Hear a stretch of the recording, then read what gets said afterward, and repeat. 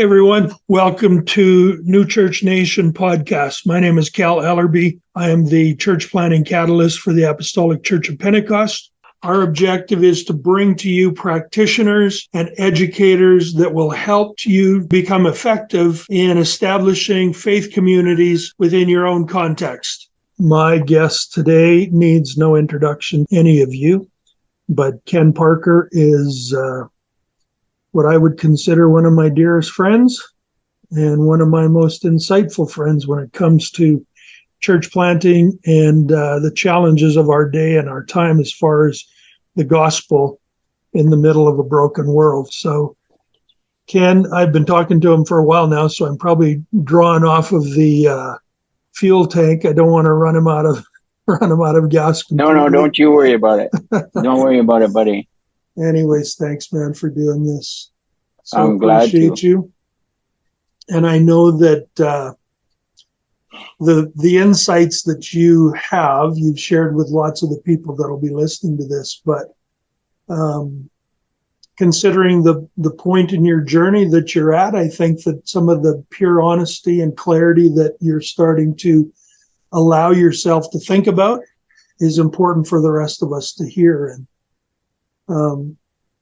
Kenn, could you just maybe for 5 minutes or whatever, just talk about the church planting journey that you've gone on? You and Linda, you've done a number of different things. And what I'm interested in knowing is why you did go into more of a church planting mindset, considering the challenges and the things that are happening in local churches that need to be, pulled out of the weeds in some senses. But anyways, talk to me a little bit about your journey. And that's actually a funny journey how we got started in church planting. It really is. Linda and I, when I say we, I'm referring to Linda and I. And I say that because she's a huge part of, we're a team. We Absolutely. Always have been. And so we all know she's smarter than you. Oh, way smarter. and now that this is public, I couldn't have said anything else. It's like behind closed doors. Yeah. No, well, I can attest that you say it behind closed doors as well as in the open. So no okay, secrets. There you go. I'm so grateful for her. But our first pastor, we graduated from Bible school in the late 70s. And then when we went up to the Paw, Manitoba, we were there as youth intern pastors. And we were there for 2 or 3 years. And then we took our first pastorate in Dewberry, Alberta. I can talk about it now because that church is no longer in existence. So Dewberry is a community of 300 people. And the Green Lawn Community Church is 6 miles out of Dewberry, on a piece of farmland, and manse there and church all in the same yard.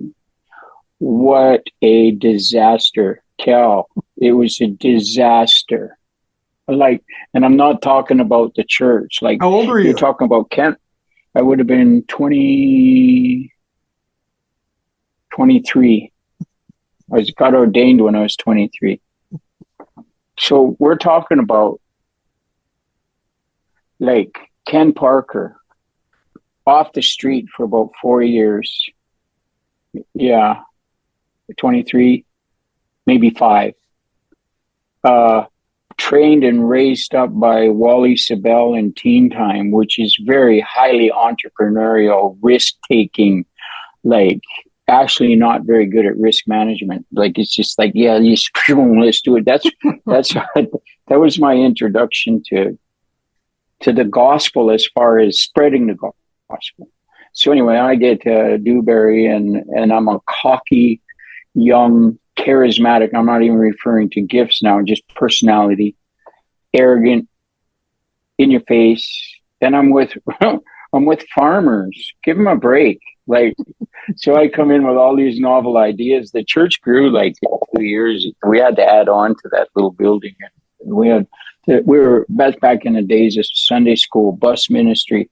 They're busing kids in from all over. Like we had 150 kids. It's so bad. First board meeting I was ever in, I was the chairman of. And that was in that little church.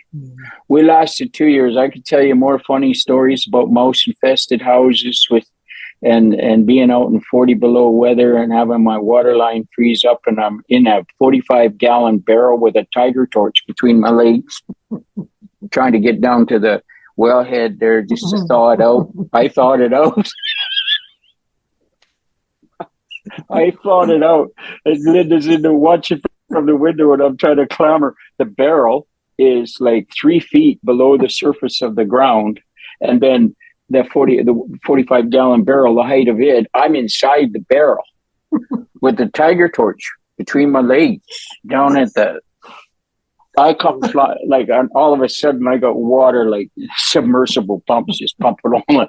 It's 40 below, and I come scrambling out there. I'm screaming at Linda from outside, "Shut off the breaker! Shut off the breaker!" Like I could tell you more funny stories than you could stick at. So anyway, when I left, when we lasted 2 years, and when I was going to quit the ministry altogether, I ended up going. Somebody suggested I talk to Ben Kirkpatrick. So I jumped on my motorcycle and rode to Saskatoon and sat with Ben the first time I ever met him. So by the time I was done telling my sob stories, he's like, "You can't go down with that sinking ship." He says, "I see God's stuff all over you. Why don't you come work with me?" So we did that. We weren't there more than 6 months. And then Uranium City, Ben came to me and said, there's a family up in Uranium City, Saskatchewan, fly-in community of 3,800. They'd like to plant a church. And he said, "Why don't you come up with me, and we're both going to look around, so that way we see the viability of it, and then come back and see if we can find somebody." So we made that trip up there, and it was all really good. Well, huge potential. One small little church there, 30 people in it. And there's 3,800 people in the community, and they're my kind of people. But anyway, we come back. We're trying to find somebody, and I had questions everywhere I looked. Of course, I'm looking at my friends, and I'm in my mid-20s now. So that's the age bracket I'm going after. And I heard everything from, what's the salary? There isn't one. You have to be co-vocational. Well, we said bivocational. You have to be bivocational. They would ask questions like, how many people are there in the church? There isn't a church. There's no people. That's what you would go. That's why we call it church planting. We couldn't find anybody to even think about it. So the Holy Spirit started talking to me about it. And I was keeping it to myself because we were only in Saskatoon for 6 months. But here's something I want to toss in before I forget. I learned, like, from that experience in Dewberry, that I'm not smart enough to pastor. I'm an entrepreneurial, driving, visionary, risk-taking. And of course, I wasn't self-aware enough for that then, but all I knew was, I said, I have to have my own tribe. I got to make my own people. Because even at that age, I did know I was eccentric, and I did know I was off the street, and I did know that most church people, they still can't handle me, Cal. Most church people, they don't know what to do with me when some of the things I say and do, and I'm not even trying anymore. But back then I was trying to make a point about, and I just realized, no, I can't pastor traditional church with traditional people, and I got to create my own thing. So long story short, we moved to Uranium City. There's a whole bunch you've heard some of them. We don't have time for them now, but a whole bunch of stories in that. And what happened was 3 months after we were there, they announced the shutdown of the mine. And they said the next June. So we moved up there October 3rd. And the next June 30th, they shut the mine down.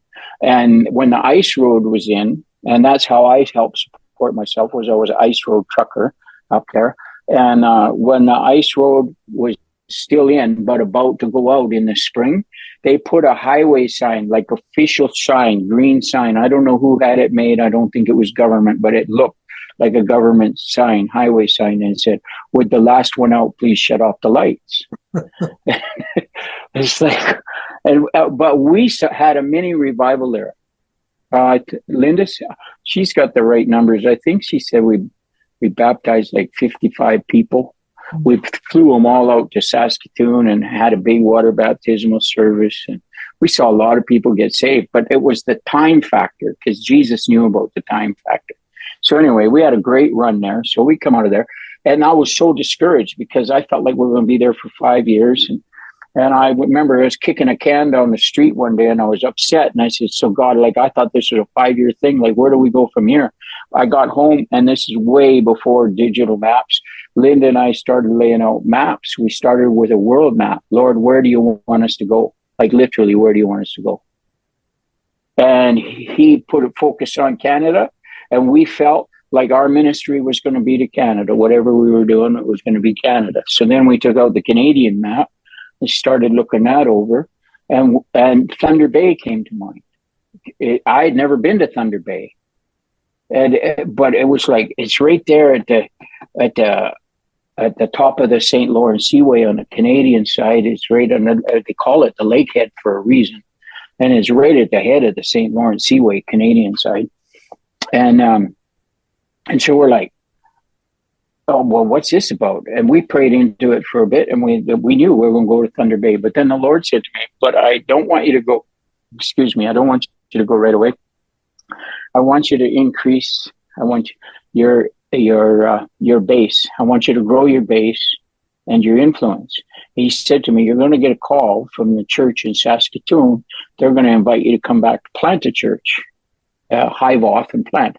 Within a couple of days, we got the call.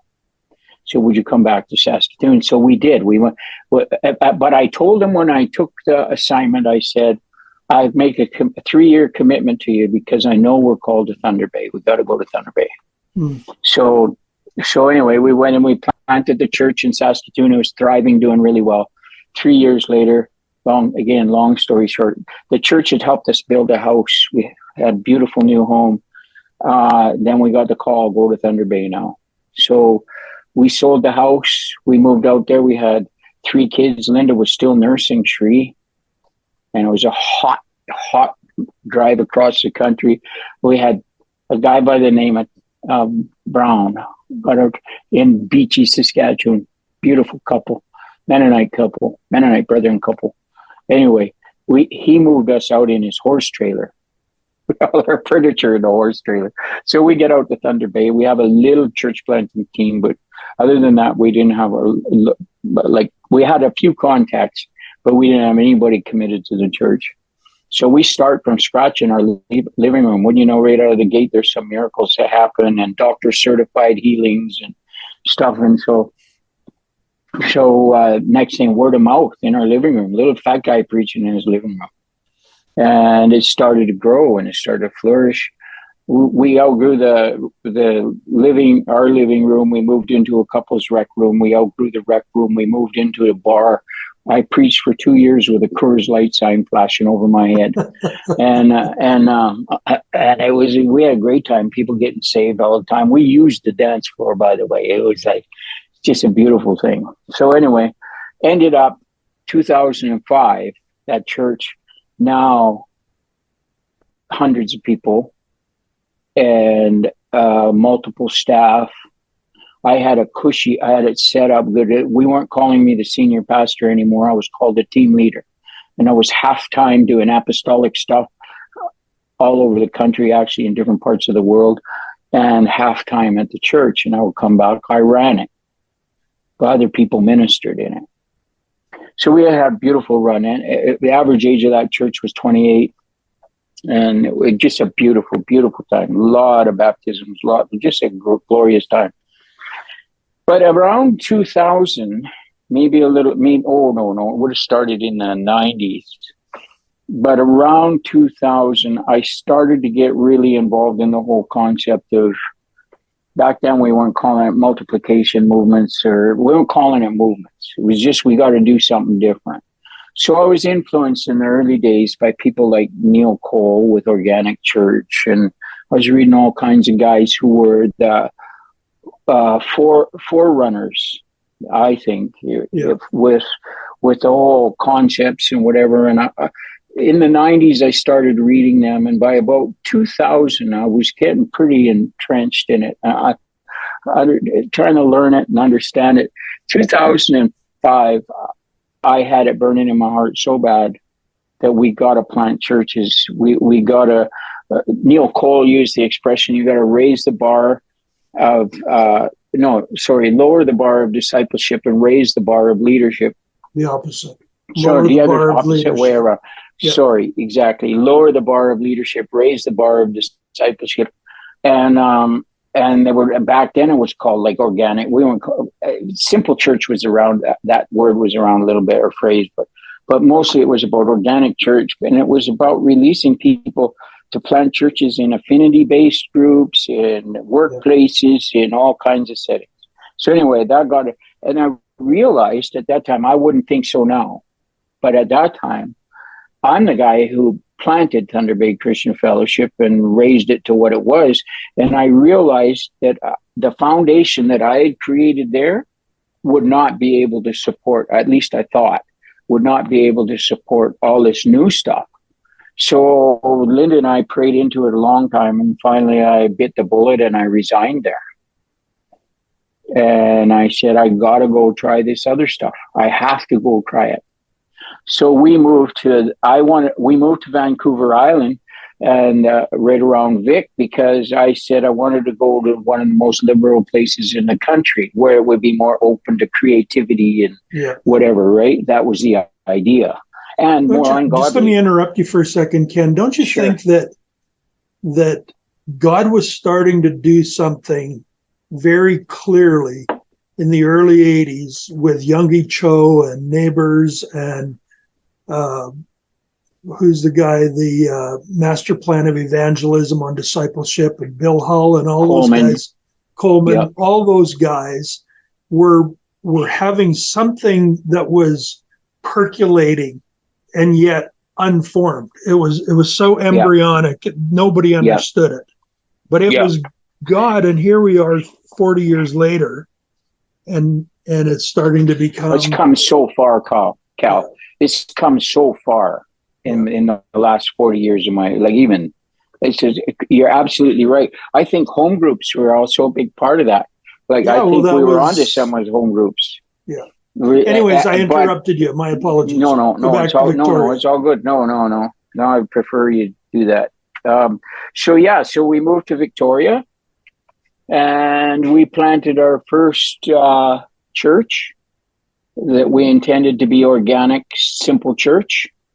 And my goal, or my dream, was to plant 50 churches on the south end of the island that would all be interconnected. So anyway, we're doing that. We've got our first one planted. We were looking at planting the second one, and I developed serious heart problems. And I ended up having open heart surgery, quadruple bypass. Within the next few months, 4 more stents put in. I got 7 stents in now. And my surgeon, my cardiologist, and my GP all told me, you can't work anymore because your body produces plaque under stress. Stress makes it produce plaque, so you can't work anymore. And I said, I have a dream and I'm breathing, and unless one of those quits, I'm not going to either. So I said, what's your suggestion to me in light of that? And my cardiologist said, well, then you better live your dream. So what I did, Cal, was I did this thing where I made a list on the left-hand side of the page of all the things that gave me life and energy and whatever. And then on the right side of the page, and that I liked, and on the right side of the page, I put everything that drained my energy, that I didn't get life from, and that I didn't like doing. And because I had doctor's orders on it, after I did it for a month and I evaluated it, I literally lopped off the right side. And the church planting had to go with it. There was much of a church planting stuff that was in the left-hand side. But when you're church planting at that level, you don't get the options of lopping off the right side. And they were telling me stress was going to kill me. So hence that stalled. And I never saw it come to fruition. However, even in work that I was doing then, when I was the church planting director for ACOP and whatever, this other stuff was starting the multiplication, microchurch, disciple making movements, all the movement stuff was growing in me. And my understanding of it was growing. Like you said, it started out so embryonic. And I wasn't a visionary for that stuff. I want to be clear on that. But I'm a very early adopter. I don't like being called an early adopter. I'm a very early adopter. So like I was walking behind those guys. Like, yeah. I'm in. So because we're going to talk about that stuff in the second half of this conversation, but I'd like to come back to Thunder Bay. And you made the statement that we couldn't have done it then. We couldn't have made that kind of shift then in that context because you had established a pretty successful traditional model of church, right? Yeah. And the shifting they would not of have been, yeah, you're right. The shifting of that or the introduction of a different approach to making disciples is a really challenging thing for a traditional established church, right? And totally. That's North American culture. Got all these. Right. But in the early days, like for me, when I was considering that before I resigned, I didn't see it as a possible both and. I only saw it as an either or. Right.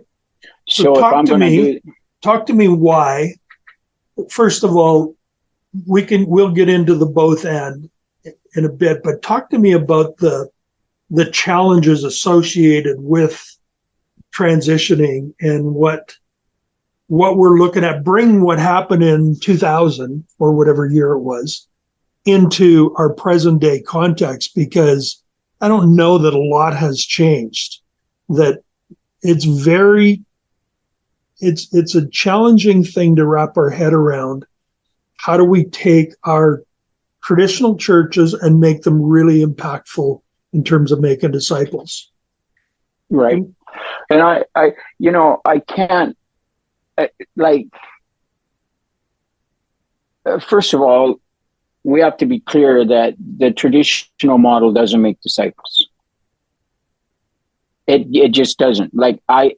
You say, well, yeah, we have people get saved and now they're mature believers. But are they making disciples? Because Matthew 28, the commission of Jesus was go and make disciples, teaching them. So to me, a true disciple is somebody who's also making a disciple. Right. And when we talk about new models, that's where the multiplication starts to take place. And see, in Thunder Bay, I raised up some really godly people, really serious. When I say please, Lord, forgive me. Jesus raised up some really godly people. But the levels, and we had about, when we were doing the home groups there, and we're still doing them when I left there, about 90% of our people were in home groups. And so, again, because I couldn't see I immediately saw, no, we need to form smaller churches. And there's all kinds of reasons for that. And we can get into that if you want to. But I think that when we start from the base of saying the way we've done church, I'm not saying it wasn't valuable. I'm not saying it still doesn't have value, but it's not a disciple-making environment where there is accountability, where there is obedience-based learning of the word. See, even I back then, I've totally changed since then, but we all, in the traditional model, we exalt information-based learning. True. Give them information. Yeah. And you can't, and with the obedience-based model, it's not about gaining more information. It's about being obedient to what you're hearing. And quite frankly, that you can hear it on Sunday morning, but there's no need for accountability because you're looking at the back of somebody's head. You've got to get into the smaller environments where, so what did God say to you about this? Well, this is what he said to me. Well, when we get together next week, let me know how that worked. What shifted for you? Yeah. that's where the accountability comes in. There's a whole bunch of other pieces that come in too, but that's part of the whole disciple making thing. And but I do think, and if it's okay, I'm going to kind of talk about, you've heard me talk about the hybrid model and, things that can happen. Okay. So I do think where in 2005, I didn't think that I could build on the foundation that I had. I don't think that anymore. Because my own ecclesiology and philosophy and theology has shifted enough that I began to see stuff looking different. And this happened to me, probably 10 years ago. But the way I describe it now, and I had to work out a model for this in my last assignment, but the way I describe it now is I think a traditional church can run their programs, do the stuff they do, and they are like I use a hybrid vehicle as my illustration. They are like the combustion engine. And then you can have this hybrid where they got the combustion engine, but you got some of the multiplication principles, DMM, CPM stuff, microchurch stuff, that can work alongside it. And then you have the electric motor. And the electric motor, we haven't got proof of concept, but we can put one in there. So in other words, at the same time as you're running the hybrid, the combustion and the electric together, you can also begin to step out and say, we're going to run a pure electric motor here, and we're going to start with one group, and then we're going to train on microchurch and multiplication stuff and how to lead a church and all that kind of stuff. We'll train on all of that, and then we'll provide. This is something I learned along my journey. Well, sorry about that. You back? Yeah. There we go. Sorry, I got a call just came in. No problem. So yeah, where was I?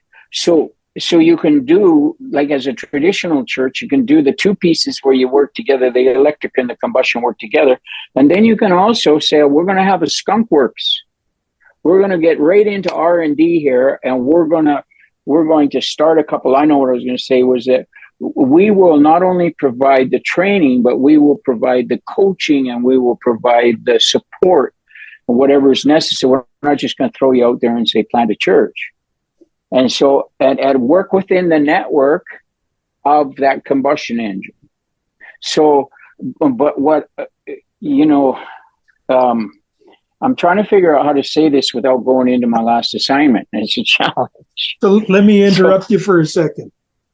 So I'd agree with you.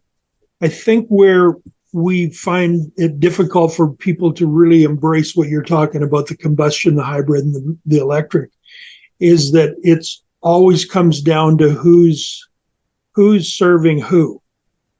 And you made the statement that the combustion church is not a good disciple-making model. It provides lots of other things, but it's not a good disciple-making model.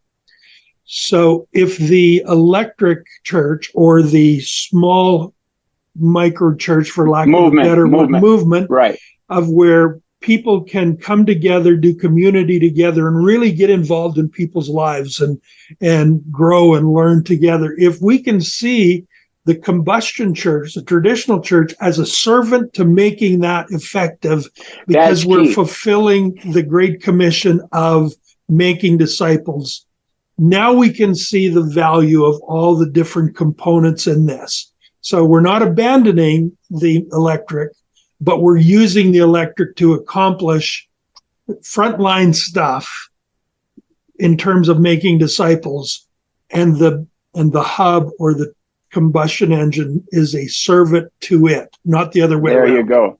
Exactly. Let me say this. First of all, I think the traditional church has a shelf life, and not because it just doesn't make disciples, or it's not a disciple-making environment. Yeah. But I think it's got a shelf life. My own prediction, maybe I'm dead wrong. That was the wrong choice of words. it's funny. For Only anybody you- who knows my only, situation. only you and I don't think it's funny, though. So anyway, if we didn't do this I'm not podcast for laughing at anything you, but this, buddy. You know No, I'm not it's okay. laughing at you. If we didn't do this podcast for anything else, you all can look at this and say that's what's Parker. If that was a Parkerism, if there ever was one. I'm going to leave it in. Yeah. So seriously, the traditional model has a shelf life. My prediction is no more than 30 years. And I say that because of the socioeconomic things that are going on. The amount of money it takes to maintain buildings and properties and diminishing congregations and taxes. And a generation that's not interested in paying for real estate or stuff. Exactly. So there's a very practical reason right there, right? It's economically not feasible. It's a poor use of resources. It doesn't reach the community effectively because I suppose unless you're still in rural Saskatchewan, and I say that with a lot of respect, but I've been working in metropolitan areas. So you got pluralism, all kinds of faiths and religions. You got all kinds of ethnicities. Well, even if I'm doing really effectively the traditional model, there's no way I'm going to touch all those groups. It's just not going to happen. And that's going to get even worse in the future. So I think the traditional model has a shelf life. I think the electric motor, when we talk about movement stuff, DMM, disciple making movement, CPM, church planning movements, and we start talking about obedience-based discipling, and we start talking about accountability and all those kinds of things that we talk about decentralizing and raising the bar of discipleship, lowering the bar of leadership, all that kind of stuff. When that's really in play, that's what's going to touch our communities in this present era. They don't get the way we do it. Now, 50 years ago, when I started, oh yeah, you get that. Everybody gets it. Yeah. You get it, right? Because that was part of our culture. It's no longer that. It's just not. So, but here's the rub. The rub is the electric motor, we haven't got proof of concept in Canada on. Yeah. And so I fully understand why there's leaders who would go, I even told my church, I said, we're not just going to run. I have to have proof of concept. So, but I think the electric motor is going to take the movement stuff is going to replace what we do now. But we got this in between time. What do we do? And what do we do with all our resources and whatever? And what you just said, Cal, is absolutely key. I get asked the question all the time, what's the difference between a home group and a microchurch? And my answer to them is the home group lives to serve the mother church. Everybody goes to church still. Everybody tithes there. Everything happens. They live. They got the pastor's sermon. I'm not knocking any of that. I'm just defining the difference. They got pastor's sermon they use in their their home group meeting. Microchurch, it's the opposite way around. The microchurch, the traditional, the property, the resources, the traditional serves the microchurch. So we adopted the word hub. You used it once already. Like I see eventually when we have proof of concept, and I don't think it's going to be hard to get proof of concept. We just need some leaders with the jam to say, I'm going to make this. I have to at least start taking the first steps. Like if we could, Cal, right now, I would love to recruit all kinds of people to say, I'm willing to work on the proof of concept. That's what we need. It was the same. That's why I told the story about Uranium City. Well, where's the church? There isn't one. How much money do I get? There isn't any. Well, show me. Where's the proof of concept for what you're talking about? I need you to help me prove it, for crying out loud. Do you believe this or not? And if you do, let's get involved. And I don't care whether that's a person who's leading a large traditional church or a rural Saskatchewan church. I think there's ways that we that's the beauty of this is once this is all released and saying we got proof of concept with the movement stuff. Once this is released, it absolutely activates everybody to do what needs to be done. So here's how I envision it when we're, even working what I was working on was, so we got one micro church plant, and one we're trying to see if we can transition it into a micro church. The guy who was working with me, I said, yeah, well, I said, if you can pull that off, you can walk on water too, man. I said, I'm going to say I met Jesus. But anyway. And he looks like you. Yeah, he looks like me. Yeah, like you, yeah. So anyway, I think that as we would move down that track, then we were already saying those micro churches don't report that they don't. If the people want to come on Sunday, they can, but they don't have to. Yeah. And they don't have to tithe here. Now they can give into theirs. I know what I'm saying raises more questions than I'm answering, but it is absolutely possible. I know Dave Cox and I crafted out you've seen it, a strategic plan that would move a traditional church into a micro church model. And the traditional, all the properties and everything all of a sudden become even more important, because what we would provide from the hub is things that the micro church doesn't do well. Things like youth group well, doesn't do children's ministries well, just don't have the numbers and whatever, doesn't do a really intense, larger gathering worship service well. So we see from the hub that all the micro churches get to use the resources of that hub. So the hub would provide the youth leader, would provide the children's ministry person, and so that's what keeps us all connected. And once a month, we would say this Sunday of the month, or first or last or whatever, we're going to gather all the micro churches together. And we're going to have a big celebration. We're going to have people on platform telling stories of what's going on in their church, whatever, have a meal together, have a really intense, hot worship service. That's when you pull out somebody who can communicate to thousands. And because I anticipate, the one thing about when you go to the movement model, you change the math. So in our traditional model, where it's addition, in the movement model, it's multiplication.